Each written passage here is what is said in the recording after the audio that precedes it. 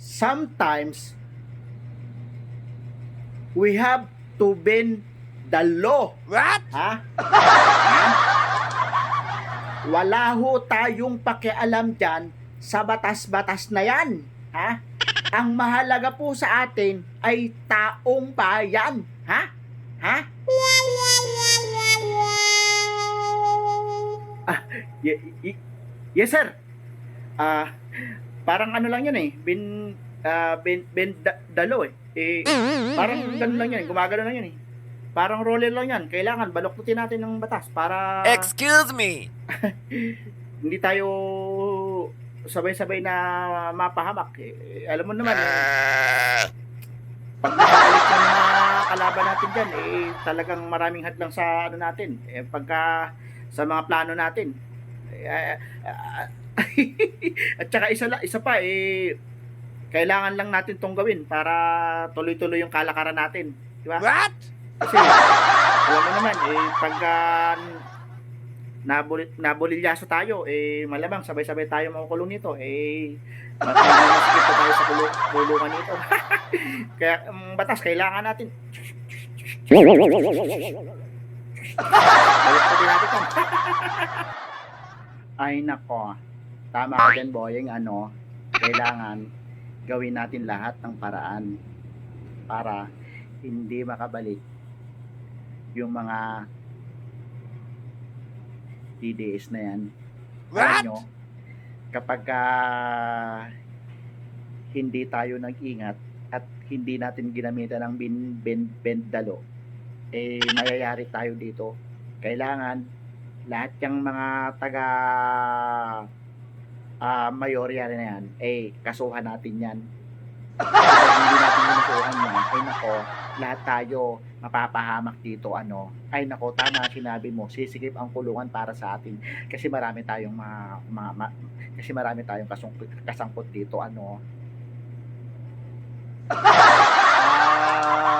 Mga kosa, parang yung mga naisip nyo na yan parang ano na yan gas-gas na yan gas-gas na yan What? sa mga supporter ng DDS, mga kosa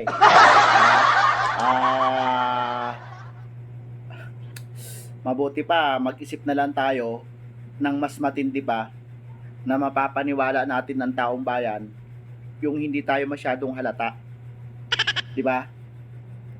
Yung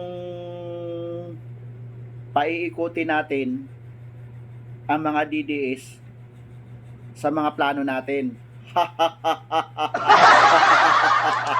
Ganito ang gagawin natin, mga kosa.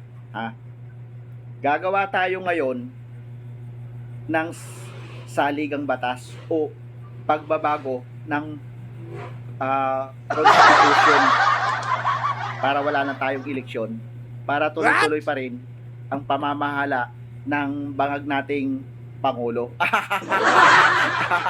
Di ba? Mga tama, mga boss, mga kosa, di ba? Kailangan walang eleksyon. Tuloy-tuloy tayo para lahat ng sumasahod na tayo sa taong bayan, yung buwis ng taong bayan, tuloy-tuloy pa rin ang kalakaran natin dyan. Di ba? Galing ko mag-isip,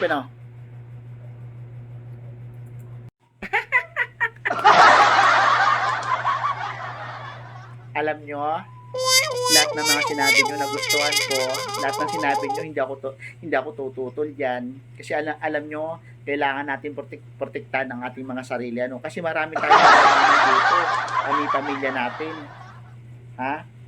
Nako, lahat gawin natin, lahat ng paraan gawin natin na hindi makabalik yung mga DDS na yan, yung mga discharge na yan kasi alam nyo, hindi na kailangan makabalik yung mga yan. Panira yan sa mga natin, sa mga plano natin, lalong-lalo na sa 2028. Nako, alam nyo, pag nakabalik yan, yung mga si Shara na yan, nako, maluloka tayo dyan. Malamang sa malamang, makuhaan tayo. Talagang sisigip ang mga kulungan sa atin, sa dami natin, di ba? Kaya lahat gawin natin para hindi na makabalik yung mga Dutch na yan. Alam nyo yun, di ba? So, ngayon, Ngayon, ang gawin natin, planuhin nating mabuti. Ha?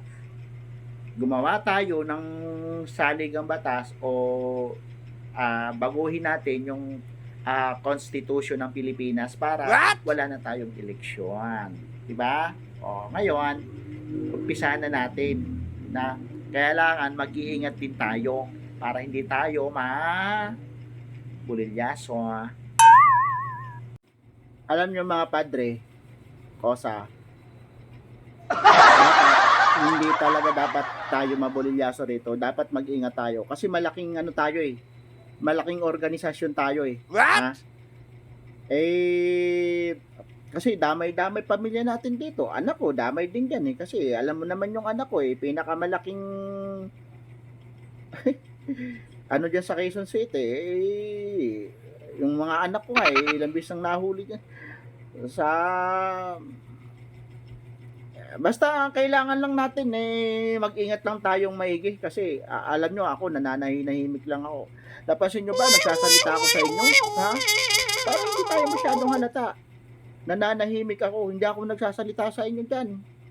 Kasi alam ko tama ginagawa nyo, nananahimik lang tayo. Si Otto Erwin, kailangan naming magkapatid, manahimik kami para sa tuwing...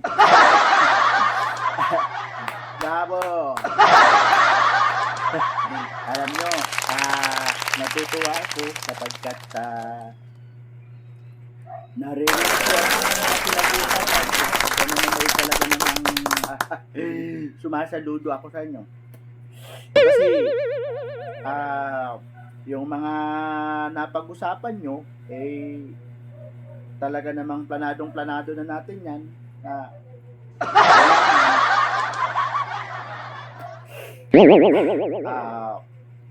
Ipagpatuloy lang natin ang ating nasimulan.